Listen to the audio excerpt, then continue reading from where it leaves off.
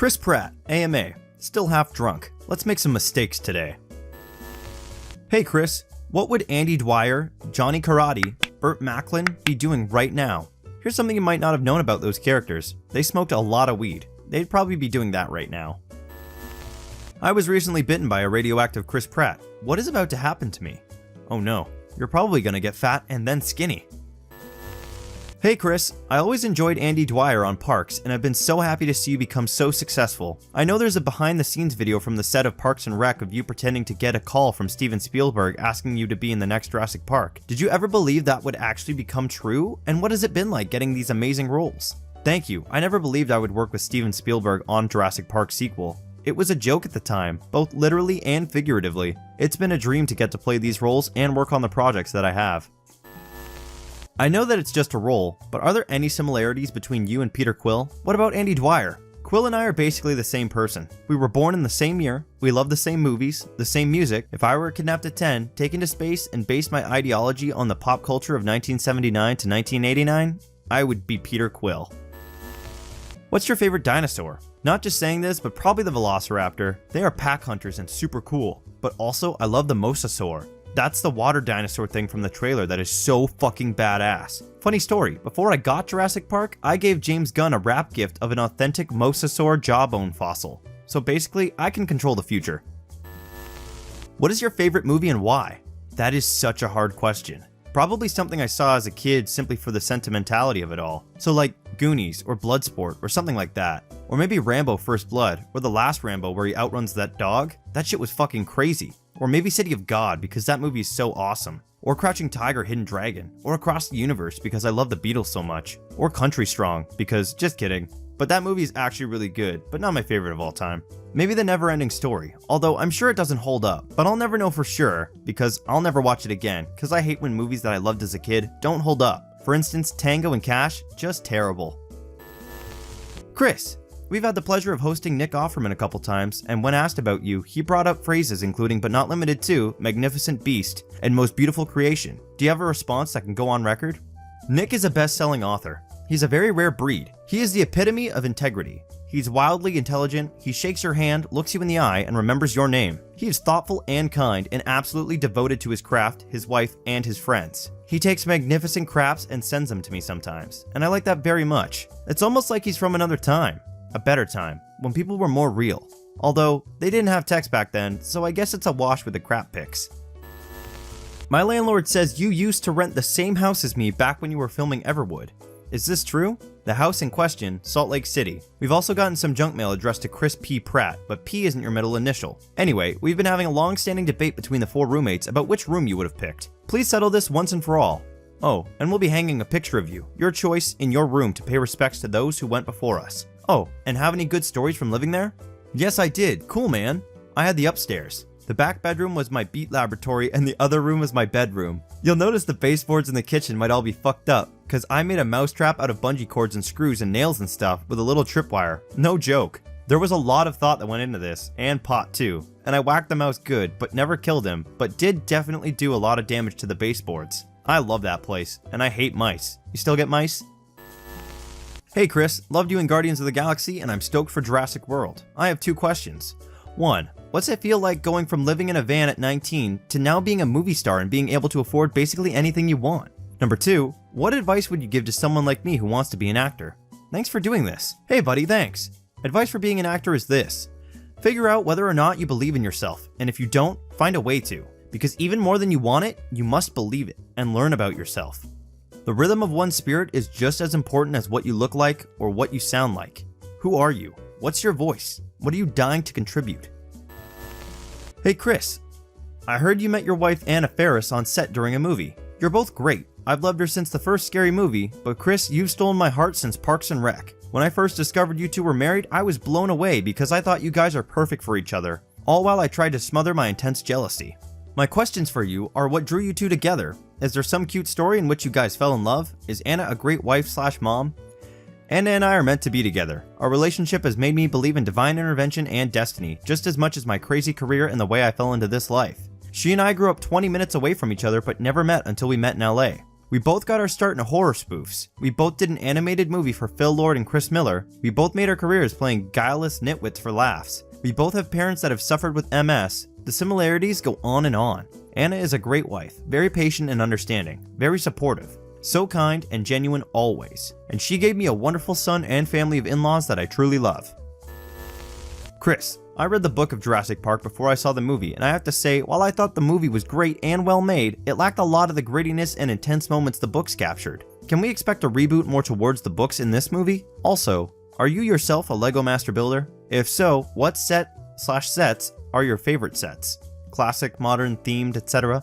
Movies have a hard time of capturing the grittiness of a novel, whereas novels have a hard time being done in an hour and a half. This is not a reboot. It plays as a sequel 21 years after the events of the first movie, and it deals with society's relationship with science and how much it has changed over the past couple decades. We are no longer impressed by magical and wonderful things. Imagine if dinosaurs were back and had been around for 21 years. Would anyone think they're cool anymore? Hi Chris, less than a month ago, I made an April Fool's Day post on the r/movie subreddit saying that you told us that you would do an AMA if we got a picture of your abs to the top of Reddit.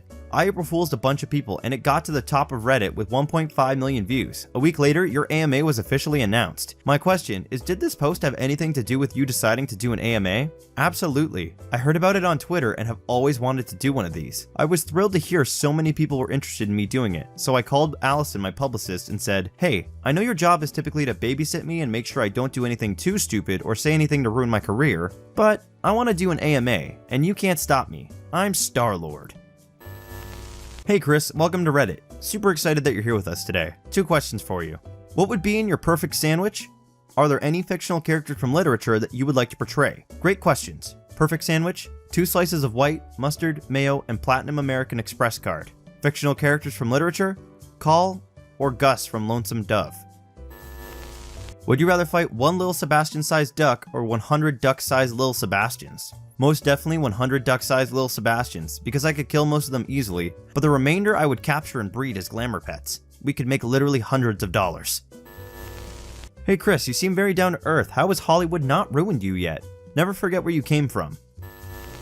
It can be difficult to maintain relationships with people from a previous workplace. I'd imagine even more so for those in your industry.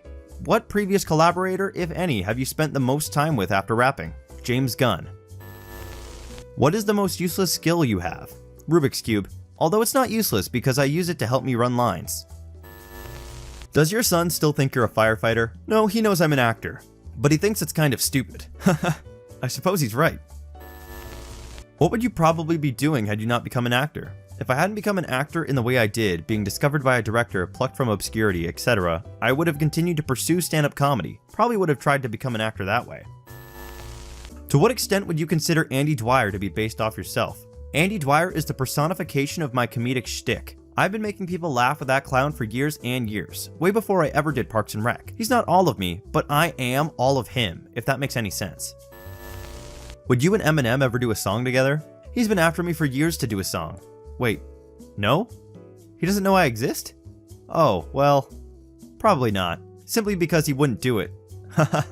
But I'd buy his cologne if he had one. Hey Chris, big fan here. What do you miss most about working on Parks and Rec? What was the hardest part of working on Passengers? I miss the cast and crew. I miss my friends. I miss the commute. I miss the fact it was a steady gig, all comedy, and took me 7 minutes to get to work. The hardest part of working on Passengers would be the schedule. There were only 2 of us primarily through the whole shoot, and we worked incredibly long hours. I was homesick a lot of the time. It was a grind. How has your past as an overweight comedic character played influence in your growth as an actor, especially now that you're considered one of the sexiest Hollywood stars? No vanity in comedy, understanding the element of my job and where I am, a prop. I was confident and in good shape when I first came to LA, but nobody would cast me in any well-written roles. People assumed based on my looks, I was an asshole and a one-trick pony. I only auditioned to play the douchebag characters. My audition material would be like, Bradley, 24, you hate him immediately. Interior, locker room. Bradley looks to our hero, squints his eyes, runs his hands through his thick, gelled, and frosted tipped hair and says, "Fuck you, pussy." And that would be my audition. Fuck you, pussy. Welcome to the OC, bitch. They never let me improv or do comedy. It wasn't until I built a schlubby exterior, which stood in stark contrast to my inner confidence, that people gave me room to play. You're awesome, man. Got any guilt or just general thoughts for taking this sweet lead role in Passengers, considering Keanu Reeves had been trying to get the script made for like 6 to 7 years? Keanu Reeves is awesome. John Wick is the shit. He's been killing it for so long, and he's a great humanitarian. Was it difficult to control the raptors on the set of Jurassic World? Did you have any prior training in order to not get hurt by them? It must have been pretty scary. Was it scary? I bet it was. Haha, yes, it's amazing I made it out alive. The sequel shoots in a few months. I already have nervous diarrhea. Diarrhea? Diarrhea? How the fuck do you spell that? Anyways, yeah, I'm probably gonna die on the sequel.